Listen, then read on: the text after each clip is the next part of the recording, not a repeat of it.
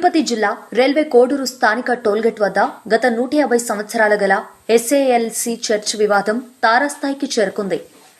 వివరాలకి వెళ్తే నిన్నటి దినం ఉదయం 10:30 గంటలకు పాత కమిటీ వారు కోర్టు ఆర్డర్ తీసుకుని చర్చికి రాగా వారిని లోపలికి రానియకుండా కొత్త కమిటీ అని చెప్పుకుంటున్న వారు పాలెం భాను, ప్రకాష్, ఆర్టీసీలో పనిచేయుచున్నటువంటి పాలెం సుధాకర్, పుష్పరాజ్, రెడ్డివారిపల్లికి చెందిన కొంతమంది చర్చికి సంబంధం లేని వారు కూడా రైల్వే కోడూరు చర్చ్ ఆస్తిని అన్యక్రాంతం చేయుటకు వారి స్వలాభం కోసం సంఘంలో చిచ్చుపెడుతూ లేని కమిటీని ఉందని సంఘంలో చిచ్చుపెడుతూ ఉన్నారు. చర్చకు వస్తున్న భక్తులకు ఆటంకం కలిగించి భయభ్రాంతులకు గురి చేస్తున్నారు. కావున వీరి మీద పూర్తి చర్యలు తీసుకోవాలని పోలీసు వారికి తెలియజేయడం జరిగింది. తిరుపతి జిల్లా రైల్వే కోడూరు మండలం సౌత్ ఆంధ్ర లూథరన్ చర్చి ఓటర్లు మెంబర్లుగా మేము ఉన్నాము.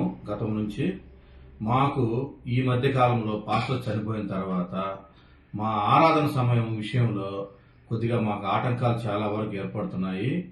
అక్కడ మాకు కమిటీ వేసుకున్నాము మేమేను సంఘస్థులు అని కొంతమంది రౌడీజంగా ప్రవర్తిస్తూ వాళ్ళకి జనరల్ బాడీ జరపకుండా వాళ్ళ ఇష్టానుసారంగా చర్చిని పీస్ఫుల్ గా ఉన్న చర్చిని గొడవలతో అక్కడ సృష్టిస్తా ఉన్నారు. ఇది మేము పోలీసు వాళ్ళ దృష్టికి తీసుకువెళ్ళాము.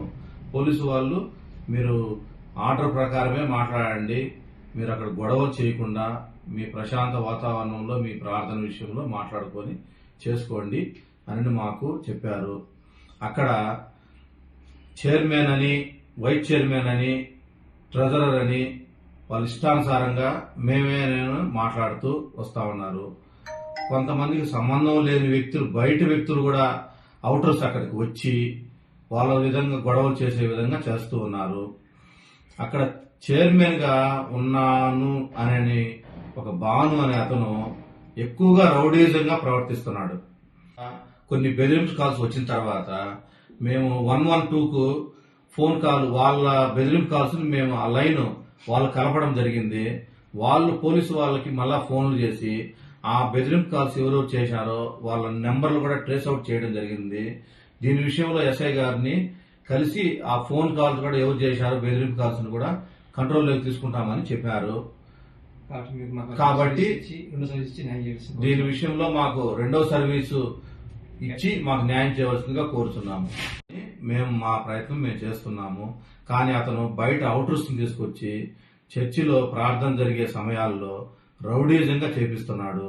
అదేవిధంగా తప్పుడు ఫోన్ కాల్స్ కూడా చేపిస్తున్నాడు. అందరికీ వందనాలు.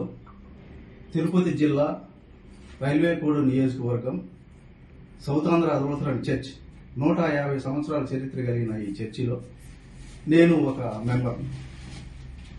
గత 2017లో రెండు గ్రూపులకు 2 ప్రార్థనా సమయాలు కేటాయించారు కోర్టు వారు, రాజంపేట కోర్టు వారు.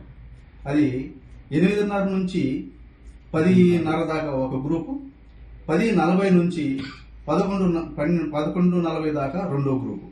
ఈ విధంగా గత 2 ప్రార్థనలు జరిగేటి. ఈ మధ్య సంవత్సరం క్రితము, 1.5 సంవత్సరం క్రితము పి ప్రభాకర్ గారు, పాస్టర్ గారు, రెండో ప్రార్థన సంబంధించిన ఆయన చనిపోయినాడు. చనిపోయిన తర్వాత ఒకే ముందు 8:30 చేసుకుంటా ఉన్న ప్రార్థన వారు తర్వాత రెండో ప్రార్థనకు పాస్టర్ లేరు కాబట్టి పైన అధిష్టానం వేయడానికి కొద్ది సమయం పట్టింది కాబట్టి ఈ 2 గ్రూపులు పోయి ఒకే ప్రార్థన చేసుకోవడం జరిగింది. తర్వాత ఈ మధ్య కాలంలోనే మా గ్రూపు అధినేత అయిన విజయ్ కుమార్ గారు మాకు పాస్టర్ గారిని వేయడం జరిగింది. మా పాస్టర్ గారు వచ్చిన తర్వాత మేము మొదటి గ్రూప్ వారిని అడిగినాం, మాకు పాస్టర్ వేసినారు, మా టయాన్ని మాకు ఇవ్వండి అని మేము అడిగినాం. అడిగిన తర్వాత వాళ్ళు నిరాకరించినారు. అంతా ఒకటే అయిపోయింది, రెండో ప్రార్థన లేదు, ఒకటే జరుగుతుంది అని వాళ్ళు మండిగా మాట్లాడడం జరిగింది. మేము 2017 కోర్టు వారు ఇచ్చిన ఆధారం తీసుకొని మళ్ళా కోర్టుకు పోయి ఆర్డర్ తీసుకొచ్చాం.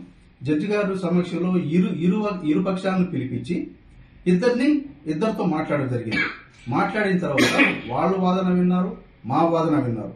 వినిన తర్వాత జడ్జి గారు పాత టయాన్నే 2017లో ఎలా జరుగుతుందో 2 ప్రార్థనలు అలా చేసుకోకండి అని చెప్పేసి జడ్జి గారు మళ్ళా తీర్పు ఇవ్వడం జరిగింది. ఆ తీర్పును మేము తీసుకొని వచ్చి పోలీసు వారికి ఇచ్చాము. పోలీసు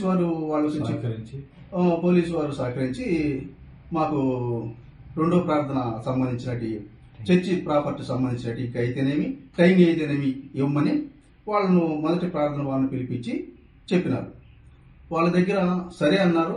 ఇక్కడికి వచ్చిన తర్వాత మాకు టయాన్ని ఇవ్వలేదు. మేము పోయి అడిగితే మా మీద నిన్నటి రోజు అంటే 18వ తేదీ 18వ తేదీ ఆదివారం మేము మా టైం కోసం పోతే మా టైం మాకు ఇవ్వలేదు. పోగా మేము పోలీసు వారితో సార్ మాకు టయాన్ని ఇచ్చినారు కదా, మీరు వచ్చి ఇక్కడ కాపలా ఉన్నారు కదా, మీరు మాకు టయాన్ని ఇవ్వలేదని అంటే మేము పోలీసు వారితో మాట్లాడుతుంటే వాళ్ళు వచ్చి మా మీద దౌర్జన్యంగా మాట్లాడడం జరిగింది. మేము అక్కడ ఏం మాట్లాడకుండా నేరుగా పోలీసు వారి దగ్గరకు వచ్చి మా విన్నపాన్ని విన్నవించుకున్నాం. తిరుపతి జిల్లా రైల్వే కోడూరు టోల్గేట్ వద్ద గల ఎస్ఏఎల్సి చర్చి, దక్షిణాంధ్ర లూథరన్ చర్చి. ఈ చర్చిలో 2 గ్రూపులు ఉన్నాయి. ఒకటి ఈస్ట్ మిషన్ కాంపౌండ్ గ్రూపు, రెండవది వెస్ట్ మిషన్ కాంపౌండ్ గ్రూపు. ఇద్దరికి సంబంధించిన ఇద్దరు బిషపులు ఆధ్వర్యంలో 2 వర్గాలు జరుగుతూ ఉన్నాయి చాలా కాలం నుంచి.